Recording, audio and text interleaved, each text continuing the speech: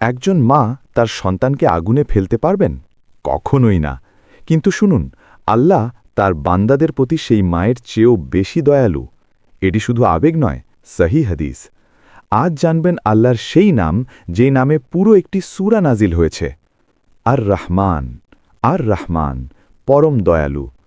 আজ বুঝবেন কেন আমরা কখনো হতাশ হতে পারি না। বিসমিল্লাহির রহমানির রহিম। আসসালামু আলাইকুম ওয়া রাহমাতুল্লাহ। আমরা আল্লাহর ৯৯ নামের ফজিলত সিরিজে আছি। গত পর্বে ছিল আল্লাহু, আজ আর রহমান। এই নামে পুরো একটি সূরা আছে, সূরা আর রহমান। প্রতিটি সূরার শুরুতেই আমরা বলি বিসমিল্লাহির রহমানির রহিম, অর্থাৎ তার দয়া দিয়েই সবকিছুর শুরু। আজ জানব এই নামের গভীর অর্থ, কোরআনের আয়াত, সহি হাদিস এবং জীবনে প্রয়োগ। আর রহমানু, উচ্চারণ আর রহমান, অর্থ পরম দয়ালু, ইংলিশে দ্য মোস্ট মার্সিফুল। মূল শব্দ রাহমা, রাহমাত। রহমান শব্দটি আরবি মুবালাগা সিগা, অর্থাৎ সীমাহীন, সর্বব্যাপী, অগাধ দয়া। এই নাম শুধু আল্লাহর জন্য। কেউ নিজেকে রহমান বলতে পারে না। রহমানের দয়া মুমিনের জন্যেও, কাফিরের জন্যেও, মানুষের জন্যেও, পশুর জন্যেও। সূর্য সবার জন্যে ওঠে, রহমানের দয়া। বৃষ্টি সবার জমিতে পড়ে, রহমানের দয়া। শ্বাস নিচ্ছেন, রহমানের দয়া। আমরা অনেক সময় ভাবি, আমি তো গুনাহগার, আমার জন্য কি দয়া আছে? শুনুন আল্লাহ কি বলেন। সূরা ফাতেহা। আল্লাহ কুরআনে বলেন আর রহমানির রহিম, অর্থ তিনি পরম দয়ালু, অতি মেহেরবান। আমরা প্রতিদিন নামাজে এই নাম পড়ি। এটি আল্লাহর দয়া, যেন আমরা বুঝি আমাদের রব কঠোর নন, দয়ালু। সূরা আর রহমান। আল্লাহ বলেন আর রহমানু আল্লামাল কোরআন, অর্থ পরম দয়াময়, তিনি কোরআন শিক্ষা দিয়েছেন। খেয়াল করুন, প্রথমেই বলেছেন রহমান, তারপর বলেছেন কোরআন শিক্ষা দিয়েছেন। হেদায়েত পাওয়াই সবচেয়ে বড় দয়া। এই সূরায় ৩১ বার প্রশ্ন এসেছে। ফাবিআইয়ি আলাই রাব্বিকুমা তুকাযযিবান, অর্থ তোমরা তোমাদের রবের কোন নেয়ামত অস্বীকার করবে? চোখ, দয়া; কান, দয়া; মা, দয়া; রিজিক, দয়া; ক্ষমা, দয়া। তুমি কোনটা অস্বীকার করবে? সূরা আল আনআম। আল্লাহ বলেন কাতাবা রব্বুকুম আলা নফসিহির রাহমা, অর্থ তোমাদের রব নিজের উপর রাহমাত লিখে নিয়েছেন।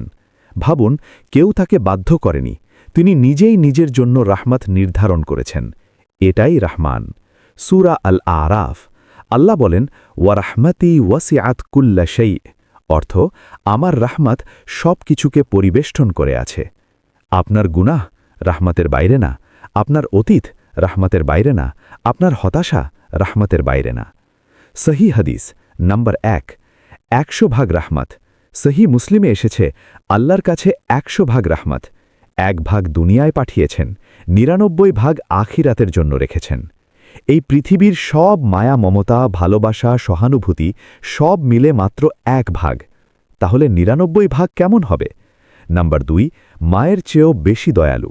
সহি বুখারিতে এসেছে রাসূল সাল্লাল্লাহু আলাইহি ওয়াসাল্লাম একটি বন্দিনী মাকে দেখলেন যে তার শিশুকে বুকে জড়িয়ে ধরেছিল। তিনি জিজ্ঞেস করলেন, এই মা কি তার সন্তানকে আগুনে ফেলবে? সাহাবীরা বললেন, কখনোই না। তিনি বললেন, আল্লাহ তার বান্দাদের প্রতি এই মায়ের চেয়েও বেশি দয়ালু। তাহলে আমরা কেন হতাশ? নাম্বার ৩, যারা দয়া করে। রাসূল সাল্লাল্লাহু আলাইহি ওয়াসাল্লাম বলেছেন আর রাহিমুনা ইয়ারহামুহুমুর রহমান, অর্থাৎ যারা দয়া করে রহমান তাদের প্রতি দয়া করেন। আপনি মানুষের সাথে কেমন আচরণ করছেন? জীবনে প্রয়োগ। নাম্বার ১, প্রতিদিন সূরা আর রহমান তিলাওয়াত করা। কাজের শুরুতে বিসমিল্লাহি, দোয়ায় ইয়া রহমানু। গুনাহ করলে হতাশ না হয়ে তওবা করা। মানুষের প্রতি দয়া করা। রহমানের বান্দা হতে চাইলে দয়ালু হতে হবে।